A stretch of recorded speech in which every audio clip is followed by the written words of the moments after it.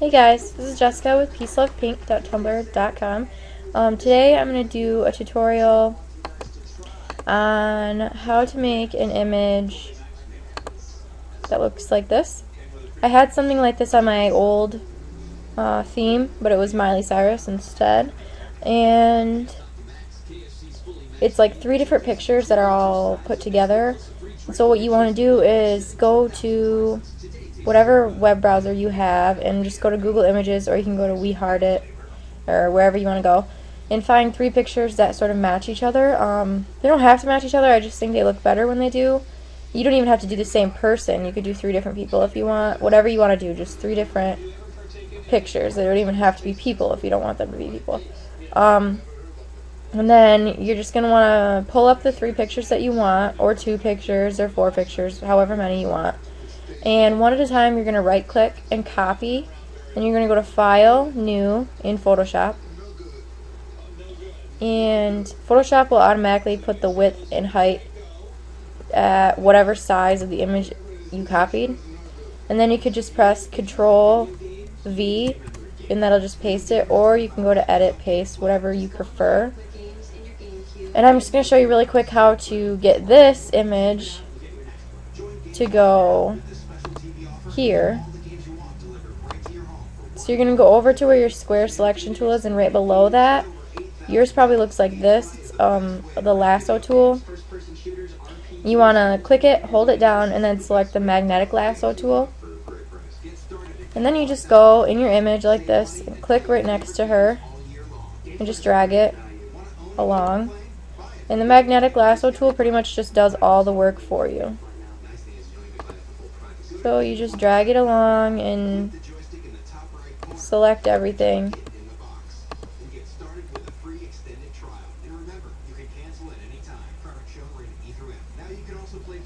It's really easy.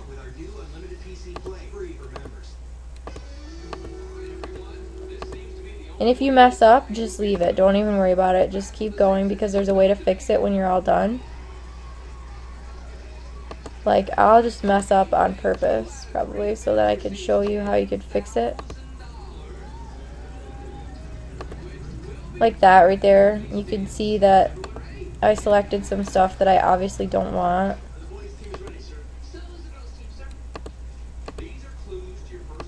And right here, I didn't select the heel, and I want the heel, obviously.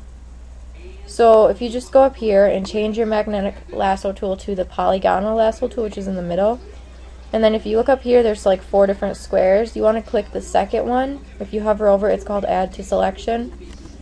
And then just zoom in, and whatever you didn't manage to get, you just select like that, and now it's a part of your image. And then if you click the one right next to that, which is called Subtract from Selection, and just grab whatever you selected on accident that you don't want in the image,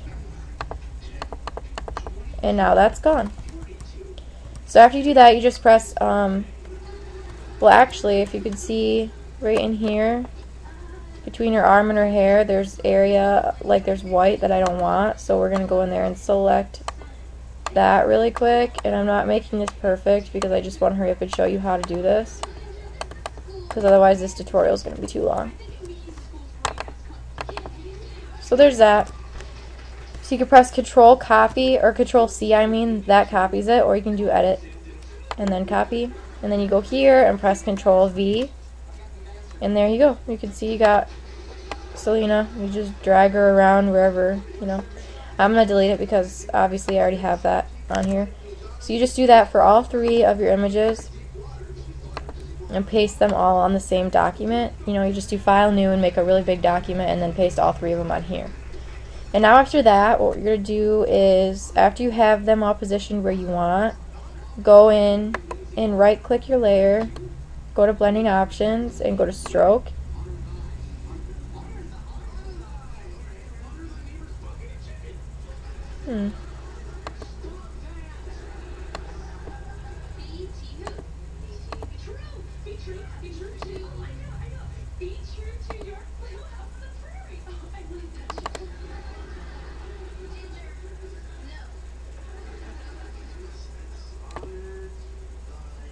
Yeah, I don't know why, but for some reason mine are already stroked.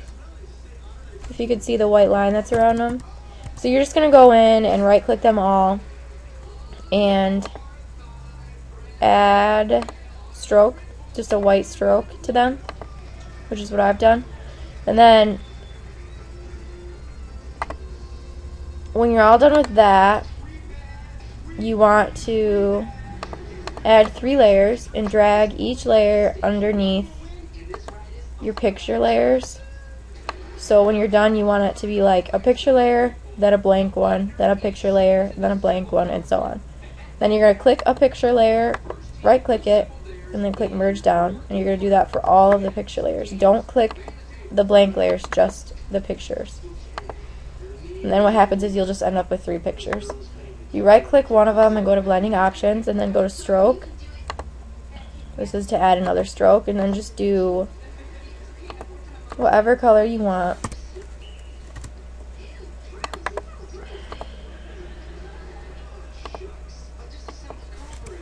You just repeat the same steps for all of them.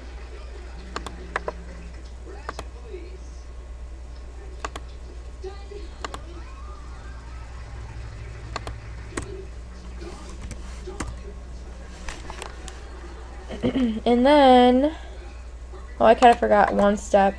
Go right back into all of those images again and go to outer glow. And change the opacity to 100 and change the color to whatever color you want it to be.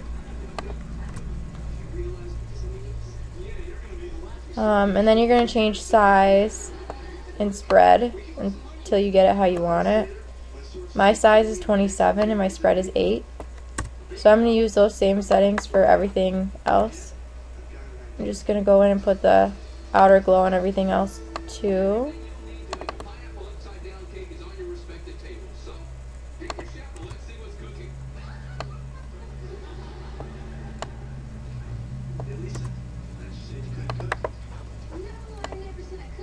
You can probably hear the TV in the background, and that's Saved by the Bell because it's a good show. Okay, so there's that. We're done with all that. Now I just need to add a really quick other thing. You're going to go over by your text tool, and right next to that is the pen tool. And just click right above the middle of your image, and just drag a line. And then click in the middle of your image again and just pull it, and just repeat those steps all the way down. And you're going to end up with like it's like a spiral sort of behind your image. And it doesn't have to be perfect.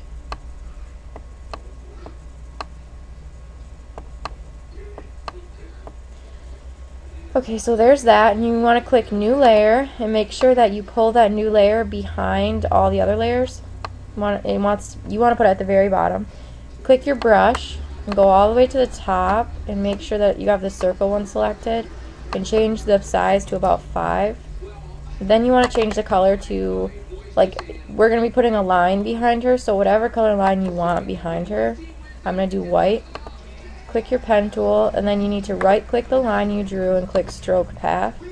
Make sure tool is set at brush and that simulate pressure is checked, and then click OK. And then you could click delete twice, and that'll just delete those selection lines that you made. Right click that layer that you just made and click blending options, and then go to stroke and just do whatever color you want. I'm just going to do purple and make the size about 7. Yeah, that's good. Then you can click outer glow and change that to whatever color you want. Change opacity to 100. I pretty much always change opacity to 100. And then you can just change spread and size to whatever you want. Size for me is 24 and spread is 12. And then click OK. And what I would normally do is go in and draw another one of those behind each of these images. But right now I'm just going to duplicate the layer and just drag it over there because I don't have enough time to go through and draw them all over again for you. But you get the idea. You know how to make them. I would just draw a new one just because they're not like, I don't know, see how it kind of looks stupid because they look exactly the same? Yeah, I don't really like that. Now you're going to go over here and click new layer, and once again, you want it, not, you don't really want it, yeah, you want to take this new layer and take it all the way to the very bottom, again. And go click brush, and then you could just do whatever brush you want. I am going to do splatter brushes. Make sure you change it to whatever color you want.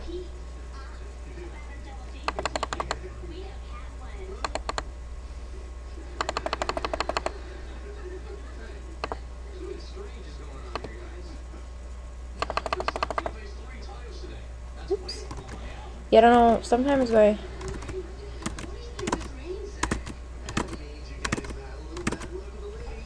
Photoshop like freaks out and like it starts putting brushes like in different spots of the picture that I didn't even click. It's kind of weird. Then you want to go to your text tool and just type in there whatever you want to type.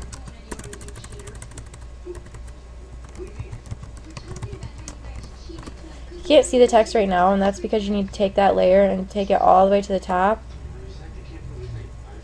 And now I like to just turn it to the side a little bit, and then this next part is going to be really simple if you know how to make a banner. Oops.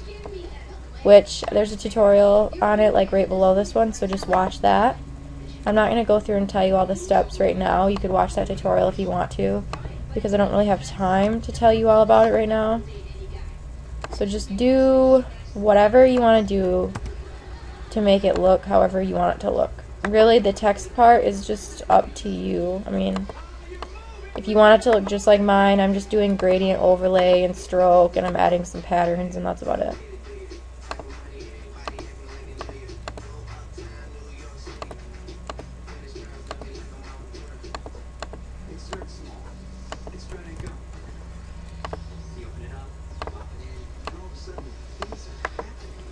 I think to the other one that I made, I added some heart brushes and stuff to the back, but that's pretty simple. Just if you want heart brushes, then add heart brushes. You saw how I added the splatter brush. It's the same step, so most likely I would add a drop shadow as well, because I typically always add drop shadow behind text because it makes it pop off the page more. And that's all. You could just grab it in here and crop it and then save it and then use it for whatever you want to use it for. If you have any questions or problems, just message me and I'll answer them. And if you want to see any other tutorials, just message me and I'll try to get to those as soon as I can. And that's all I have to talk about today. If you want any banners or cursors or anything, don't be afraid to request it, because I'll make whoever, if you ask, I'll make it. Simple as that. Thanks for watching the tutorial, and I hope it helped you.